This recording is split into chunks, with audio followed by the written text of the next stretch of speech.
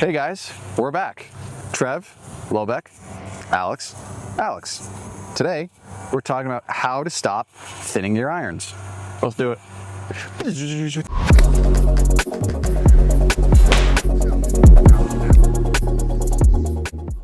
So, how to stop thinning your irons.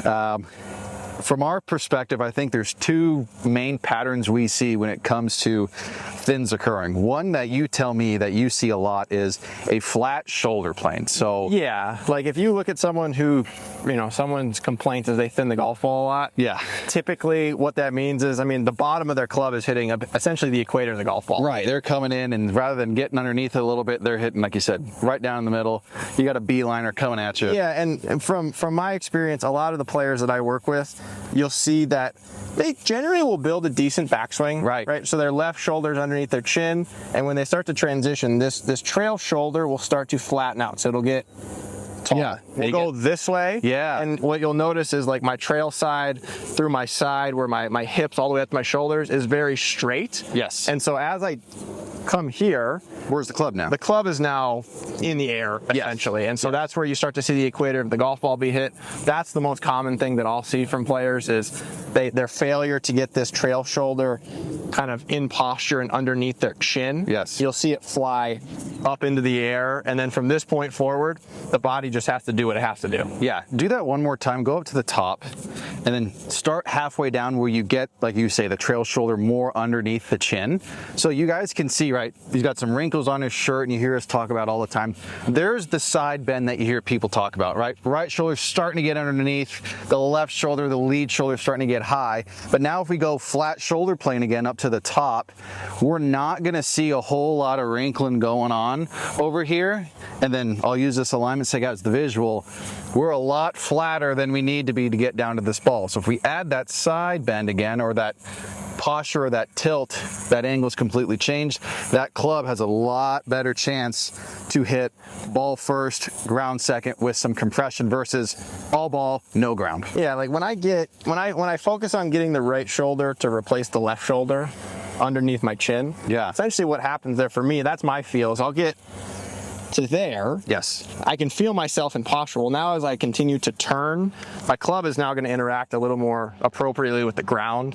Obviously catch golf ball first, interact with that turf a little bit. Someone who thins the golf ball, they don't interact with the turf they're not ever. Yeah. Right. And if it is, it's very inappropriate. They're just kind of barely brushing it. Yes. And you can tell by the way the golf ball flies, not very good. Yes. And then one I see a lot is, rather than coming out of their posture from a flat shoulder plane perspective, they just flat out will stand up. So they may still be in somewhat of posture. Yeah, they're very vertical. So like go up to the top again. Yep. And where we can notice this angle that he has here, right? Just looking at his back line. He's got some posture or spine angle you hear people talk about. But now from here, if I had a line on his back line, this is gonna come off the back line and he's gonna get very vertical in transition. So yes, that does lead to flat shoulder plane, but here you can see he lost entire posture. He's standing straight up. So again, what's that going to do to the club? It's a lot higher to the ground, and he's moved his entire arc of the swing. Yeah, and essentially, as soon as I get vertical, I really can't turn. Not anymore. You're done. If I try to, miss the golf ball. Yes. That's where you see a lot of people will stand up and then they have to do what they have to do to throw the arms at it. Sometimes they catch it out of the middle, more than likely catch it right on the equator of the golf ball, which results in those thin shots. Do that again face on facing the camera where you start to stand up, right? You can't rotate anymore. So now what do you have to do? You have to throw the arms at it and see right there that club head swinging past his hands. That's where we get the equator of the golf ball, or now the arc is more on the upswing. Correct. So now that we've identified flat shoulder plane or just flat out losing posture, what are some things we can give folks, whether it's movement, drills, feels, whatever, to help them go in the right direction? Yeah, I think a great visual and like movement feel for myself is, and you can use a club, it's really easy. Right. Is I'll just put it across my shoulders and essentially I'll make my backswing, and you'll notice that the lead shoulder, this club head is right underneath my chin. Yeah. And so now, I know I'm in a good posture. Like if you use a mirror or a camera, confirm that you're in a good backswing, good posture. And then from here, I'm just trying to replace my lead shoulder with my trail shoulder. Right. So the club head is underneath my chin right now. I want the butt end of the club to replace it. So then all I do is feel that. get it underneath there. Well, that's what creates that side bend for me. Like that automatically puts me in side bend. So it just, again, teaches the body, I'm here. What do I have to feel to get the butt end of the club underneath my chin? Okay, I go there. That starts to, I mean, that passively takes care of rotation. Yes. Helps you get into more side bend so you stay in posture a little bit better. Yes. Obviously, you throw a club in your hand and you replicate that. That's where ball first, turf second, start to compress the golf ball a little bit, and your interaction with the ground becomes a little more appropriate. Yeah, and what I like about that, if you could go face on for the camera, same drill. Right, we make our backswing, we got the club head pointing at what would be the ball, the chin is underneath your shoulder, and then from there, as we go to replace, stop right there. See how it gets flat, but it's not a flat shoulder plane. So there is this point where we're at equilibrium, if you will. And then as he keeps rotating, the lead shoulder starts to climb, the trail shoulder gets underneath the chin, and he gets that look. This is to not get confused with, if we go back to the backswing, well, he says, I gotta get, you know, this point at the ground, my trail shoulder's gotta work underneath my chin, let me do it.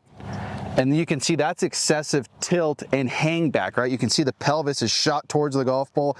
His head works back, and now it's just this dusty, throw my arms at it and try and make it work. It's very uncomfortable, like hanging on my trail side. Like you can feel like a lot of tension, like my lower back starts to like fire immediately. Yes. Because you're putting a lot of tension there. Yes, and then even down the line, do the same thing. Let's do it correctly. And we'll have the folks keep an eye on the mic on your chest here. So as you start to rotate correctly, the mic is starting to disappear from view for you guys looking down the line. Now, if we tilt excessively and come out of posture, you guys can still see it. So you might say, yeah, I'm getting my trail shoulder underneath, but one, you're not replacing it from where the lead shoulder was. And two, you're not rotating because this grip's not pointed back at the ball. And in our case, you can see his mic. So that would be an incorrect way of trying to do this. Okay, so now we've kind of identified what causes what helps us hit the golf ball thin. Yes. Some movement exercises. What's a physical drill that we could do on the range to help with this? Yeah, so I love giving people the destination, and then through like the movement drill we have for them, and just in their mind they can arrive or create their own roadmap of how do they get to the destination. So we're going to do a preset impact. So what you're going to do, number one, please do this off a tee so that you can have the station set up and you don't have to keep moving it around. The alignment stick doesn't have to move, all that stuff. Tee, golf ball, you're in great shape. So set up to this golf ball for me, and we're going to pretend if you were standing in the middle of a clock, the golf ball's 12, 6 is behind you, 3, 9. Target side is 9 o'clock. Okay. So from here, we're going to stand up straight, and you're going to turn your body towards what feels like 10 o'clock. So it's going to be out towards me. Exactly. So that's about 9. So we're going to bring you back just a little bit. 10. Perfect. Then from there, the right shoulder is going to get a little bit lower to the ball. The arms are going to lower, and the club's going to go just behind the golf ball. Good. Now, from there, we are going to preset his hands and move them onto his trail leg. And we'll show this from face on so you guys can see this. Now, I'm going to have a tee about 6 inches in front or so. And from here, he's going to make a half swing, back swing. And then his goal is to be able to hit that tee after he hits the golf ball. So he's going to have to move into his lead side, get that shoulder underneath his chin, and he'll be able to hit that tee. So now essentially my brain and my body is focusing on the club hitting the tee, not the ball. Yes. Right. Because at some point, you guys, the arms have to lower in the downswing. It's just a matter of when. So now we're trying to get the arms to lower and shoot out towards the target rather than straight into the ground prematurely. Okay. So I'm here. Back. Good. Throw. Now, we put that tee so far out there where he's never going to hit it. But if you guys could see, it was tee first and then the divots right after it. So he did his job. I never got to the tee, but the way that I compressed it and how it shot off the face was, I could tell that was appropriate. Yeah. So let's go face on. And we won't hit it because we don't want to hit the folks on hole 1. And so show me that nice preset. So he's going to turn his body to what feels like 10. Good. He's going to work it back. And so to get his arms to shoot out towards the tee, what's he got to do? Well, he's got to rotate his body. So then, when he lets the arms go, they're shooting out towards the tee versus the incorrect way of doing it. If we rocked it back again, if he lowers the arms prematurely, it's chunk city, or he's got to stand up and lose entire posture.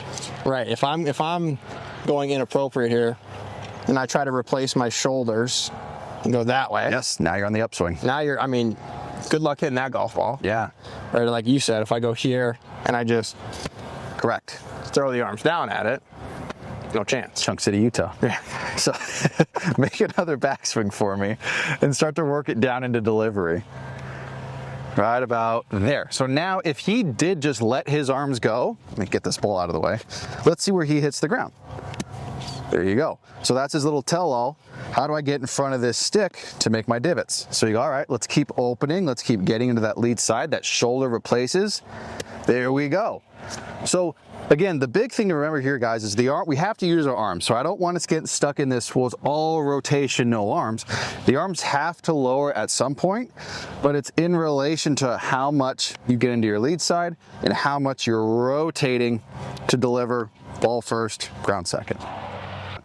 Guys, thank you so much for watching this video. We got more on the way. We're also excited to announce we have golf schools in Colorado as well as Arizona. If you go to our website, Elite Golf Schools of AZ or Elite Golf Schools of CO, you'll find all the golf schools for whatever state you guys are looking at. We got them for the summer in Colorado as well as the fall and the winter here in Arizona, as well as 2025. So sign up. We hope to see you guys out there real soon.